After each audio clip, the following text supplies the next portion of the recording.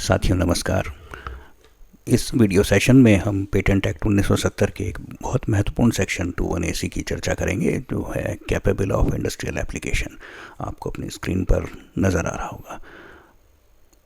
एक अत्यंत महत्वपूर्ण परिभाषा है सेक्शन 21AC में। इस धारा में लिखा हुआ है कि capable of industrial application means that the invention is capable of being made और यूज्ड इन एन इंडस्ट्री।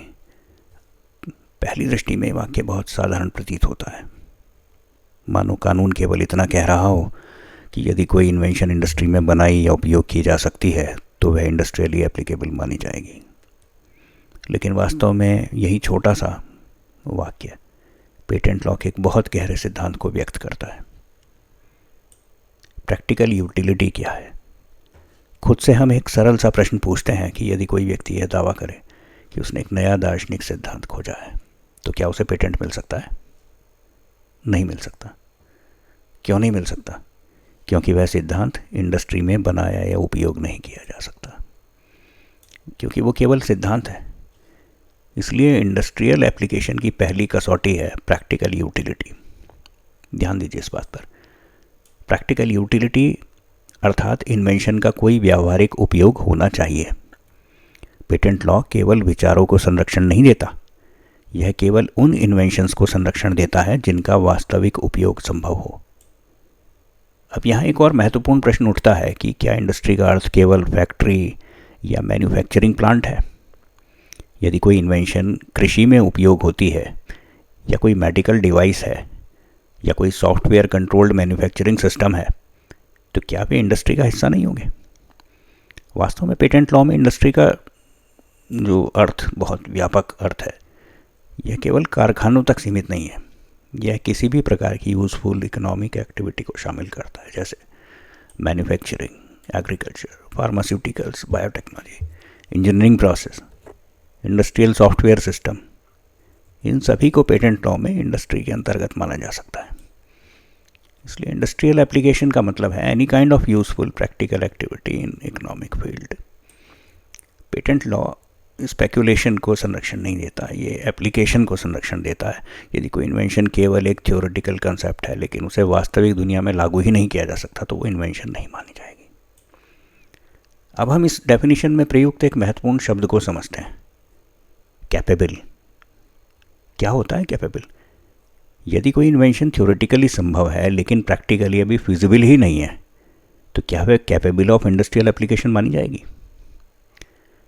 इसका उत्तर इस बात पर निर्भर करता है कि स्पेसिफिकेशन क्या सिखा रहा है। यदि स्पेसिफिकेशन स्पष्ट रूप से बताता है कि स्किल्ड पर्सन उस इन्वेंशन को बना सकता है या उपयोग कर सकता है तो कैपेबिलिटी सिद्ध मानी जाएगी।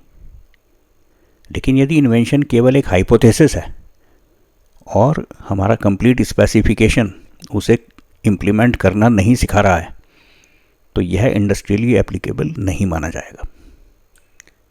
तो यहाँ इंडस्ट्रियल एप्लीकेशन का सिद्धांत इनेबलमेंट रिक्वायरमेंट से गहराई से जुड़ा हुआ है।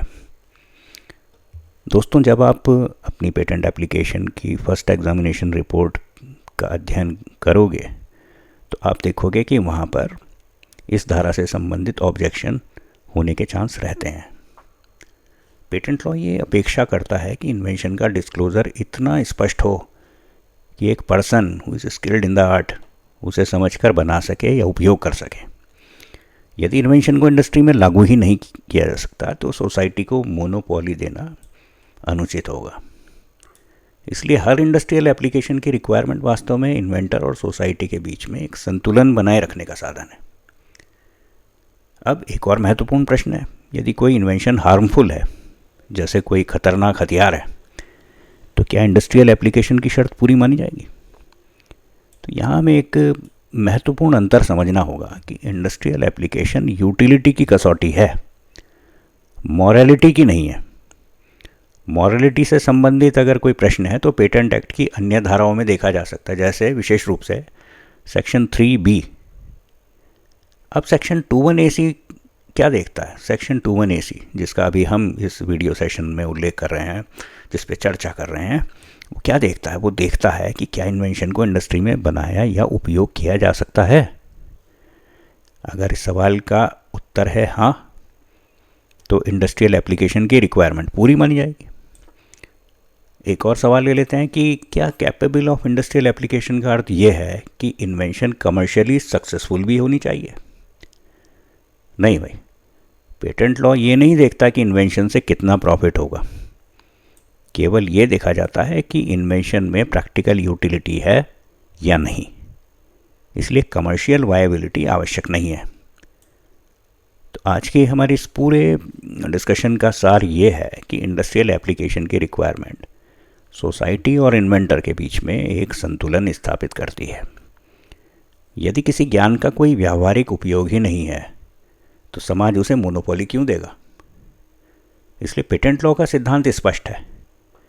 पेटेंट लॉ सपनों को नहीं, साकार रूपों को संरक्षण देता है।